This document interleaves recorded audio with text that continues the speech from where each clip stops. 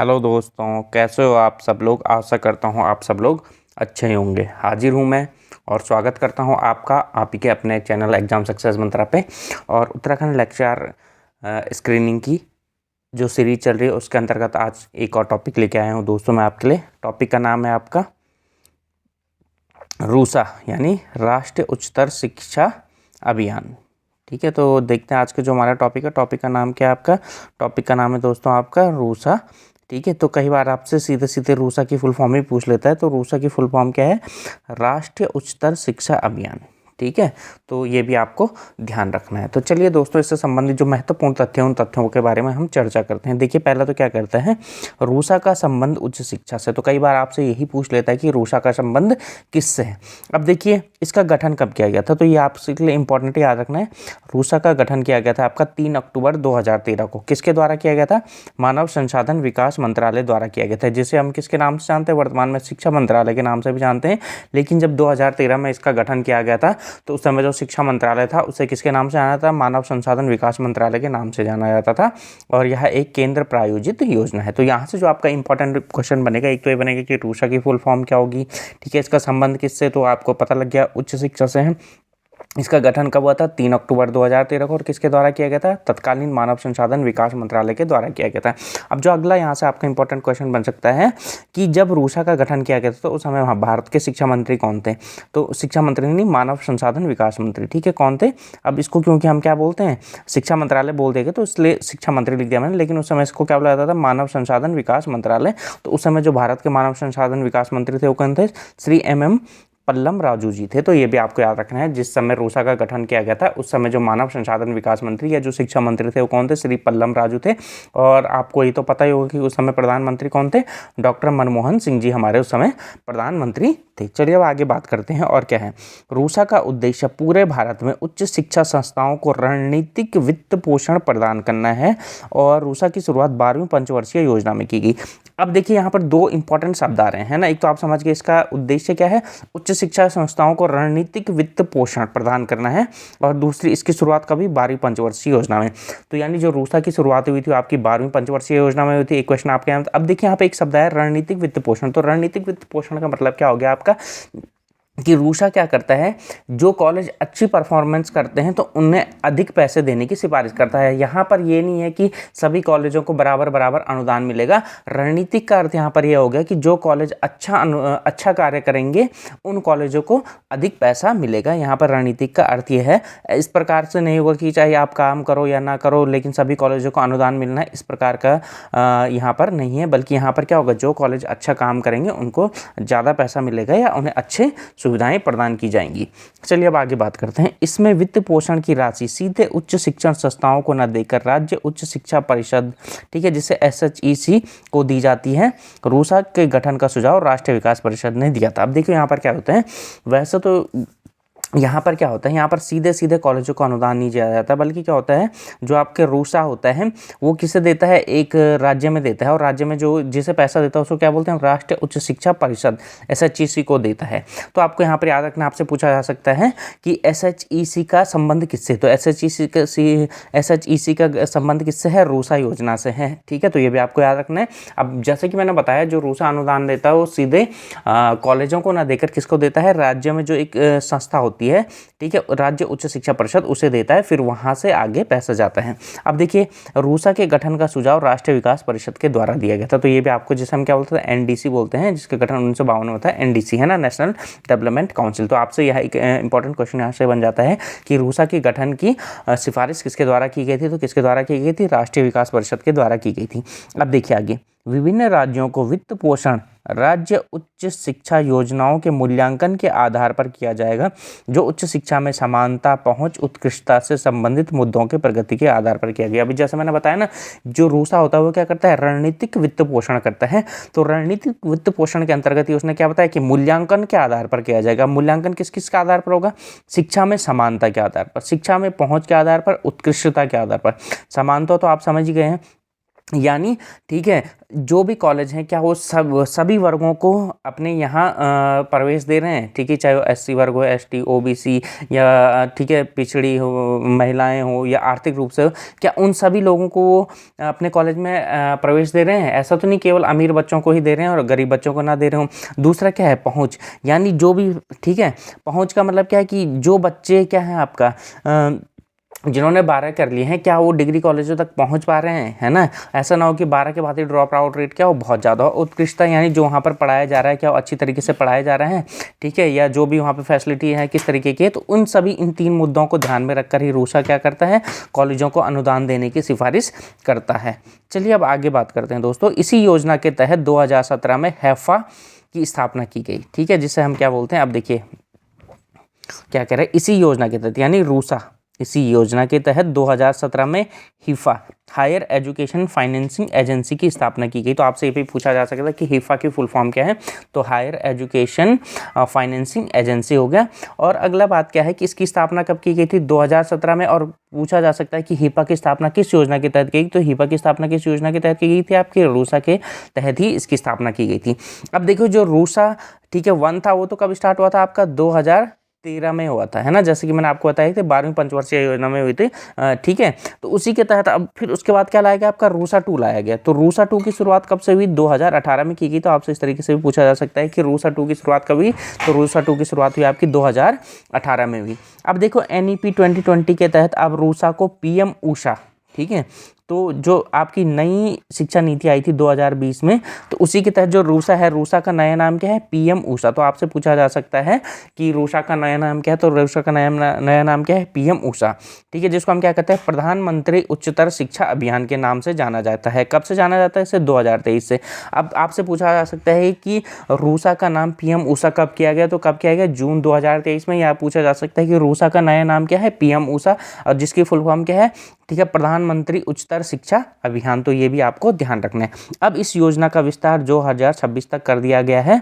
वर्तमान में 22 राज्यों और 22 राज्यों और मतलब 22 राज्य और जो केंद्र शासित प्रदेश, यानी दोनों ने 22, अभी तक जो 22 राज्य और केंद्र शासित प्रदेश हैं उन्होंने PM ऊषा योजना को अपनाया है, जबकि 14 अन्य राज्य और जो केंद्र शासित प्रदेश हैं उन्होंने इन योजनाओं को अभी तक नहीं अपनाया है। कौन सी वाली, जो PM ऊषा है, ठीक है। तो आपको याद रखना है, आपसे पूछा जा सकता है कि जो आपकी PM ऊषा या जो रूसा योजना है उसका विस्तार कब तक कर दिया गया, उसका विस्तार 2026 तक कर दिया गया है। और वैसे तो ये पूछेगा नहीं, लेकिन फिर भी आपको ध्यान रखना है कि अभी तक केवल 22 राज्यों और केंद्र शासित प्रदेशों ने ही इसे अपनाया है। आपको पता ही है क्योंकि केंद्र की योजना है, तो ऐसे राज्य जहां क्या है आपका, जहां आपकी केंद्र की सरकार नहीं, यानी जहां भाजपा NDA की सरकार नहीं है, तो उन राज्यों ने इसे नहीं अपनाया है। ये तो आपको पता ही है कि इस तरीके के विवाद तो चलते ही रहते हैं। तो आपको वैसे ये ध्यान रख लें तो अच्छी बात है, ना भी रखें तो कोई नहीं, आपको लेकिन ये याद रखना है कि इसका नाम PM ऊषा हो गया है जून 2023 से, और इस योजना का विस्तार 2026 तक कर दिया गया है।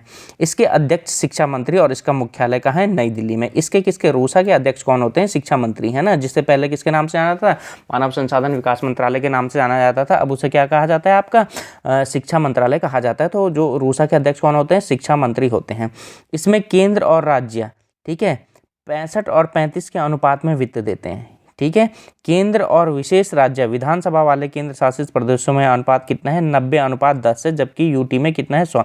अब देखिए आपको याद रखना है ना, जो भी केंद्र है और अन्य राज्य हैं, मतलब साधारण राज्य हैं जैसे आपके, ठीक है, तो वहाँ पर यह जो 65% पैसा कौन देता है, राज्य, और 65% पैसा कौन देता है, आपका केंद्र सरकार देती है, और 35% पैसा किसका होता है, वहाँ की राज्य सरकार का होता है।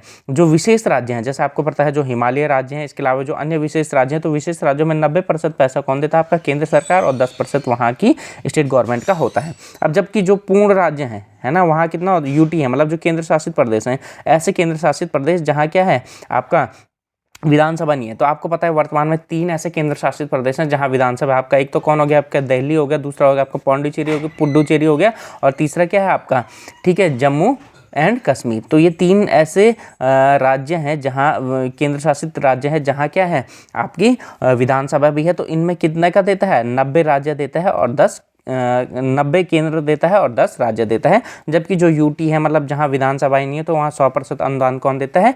केंद्र सरकार ही देती है। अब देखिए, इस योजना में लक्षित छात्र शिक्षक अनुपात 15:1, यानी जो रूसा योजना के तहत क्या कहती है कि 15 छात्रों पर क्या होना चाहिए? एक शिक्षक होना चाहिए। ऐसा किसका लक्ष्य है? आपकी रूसा योजना का ऐसा लक्ष्य है। देखो, 12वीं योजना के अंत यानी 2017 तक सकल नामांकन अनुपात GER को 32% तक बढ़ाना था।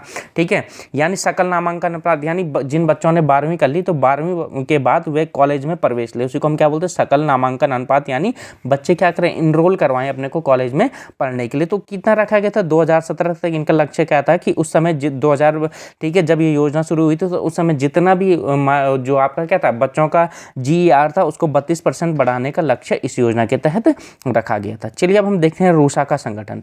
तो देखिए, रूसा का संगठन किस प्रकार का, उस पर हम चर्चा कर लेते हैं थोड़ा। ठीक है, तो देखिए, रूसा का संगठन जैसे कि मैंने बताया 2 स्तरों पर बटा है। एक तो आपका क्या है? केंद्र स्तर पर और एक राज्य स्तर पर। ठीक है, तो केंद्र स्तर पर देखिए इसमें 4 बॉडी आपकी। ठीक है, सबसे पहले आती है आपकी NMA, जिसको हम क्या बोलते हैं? National mission authority. यह रूसा का सर्वोच्च इकाई। अगर आपसे पूछा गया है कि रूसा की सर्वोच्च इकाई कौन सी है, तो NMA यानी नेशनल मिशन अथॉरिटी। उसके बाद फिर क्या आता है? PAB यानी प्रोजेक्ट अप्रूवल बोर्ड। फिर क्या आता है? NPD यानी नेशनल प्रोजेक्ट डायरेक्टरेट। अगला TSG यानी टेक्निकल सपोर्ट ग्रुप। तो ये तो आपके 4 स्तर पर कहाँ पाई जाती है? केंद्र स्तर पर। राज्य स्तर पर कितनी पाई जाती है? 3 ही पाई जाती है। कौन है?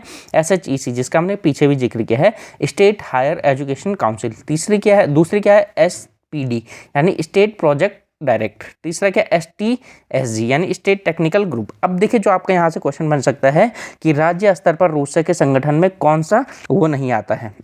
ठीक है, कौन सा